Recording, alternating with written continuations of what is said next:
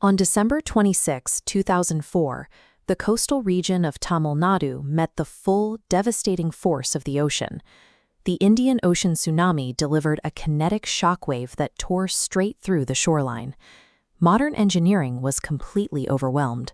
Coastal structures built with reinforced concrete and cement were instantly reduced to scattered bricks and shattered foundations.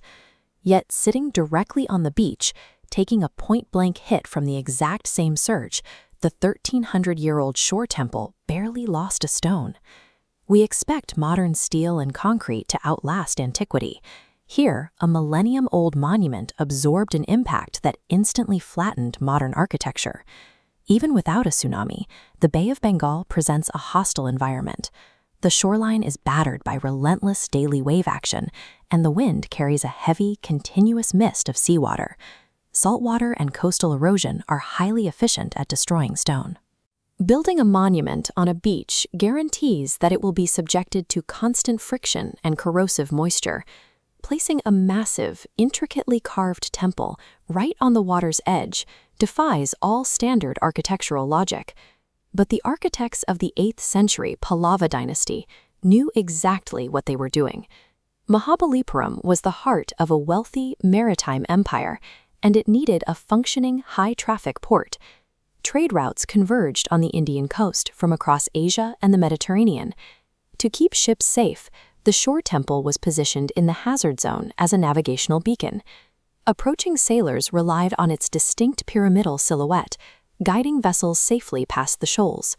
Safely guiding ships secured the local economy. The port handled an influx of foreign wealth, exporting high-value goods like spices, textiles, and precious stones. Building on a corrosive, dangerous beach was a calculated risk. The temple had to survive the ocean because it was the engine driving the region's trade. To survive, the structure first had to withstand what we can call the macro threat, the raw kinetic energy of storm surges and crashing waves that normally shatters rigid stone walls. The Pallava architects countered this using an ancient engineering technique known as dry masonry. Wet mortar is useless on a beach. The surf will quickly dissolve and wash it away. So the builders entirely abandoned it. Massive granite blocks were carved with precise grooves, interlocking like puzzle pieces with zero binding material. When kinetic force hits, the lack of mortar allows the stones to vibrate and shift slightly, absorbing and dispersing the water's shock rather than snapping. The ancient engineers survived the sea by building a structure that yields to the waves, rather than trying to stand perfectly rigid against them. But the temple faces a second, invisible danger.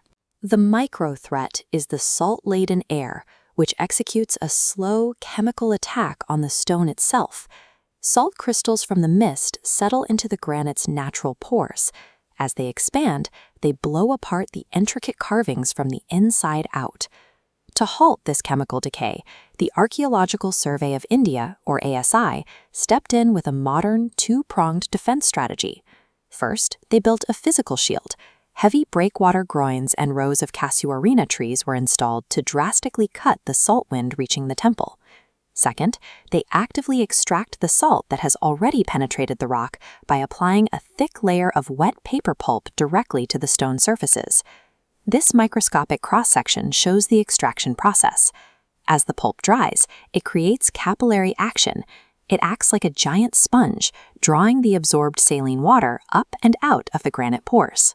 By routinely pulling the salt out, the ASI allows the ancient rocks to breathe, maintaining their structural density against a threat the original builders couldn't have stopped. The Shore Temple is an active, ongoing collaboration between two vastly different eras of engineers, separated by 13 centuries.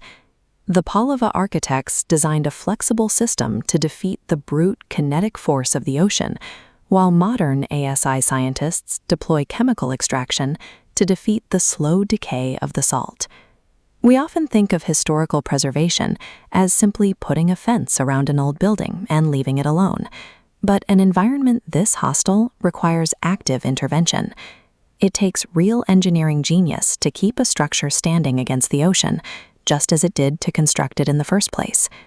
The forces of nature haven't stopped trying to reclaim the Shore Temple. It remains standing because human ingenuity, ancient and modern, refuses to let it fall.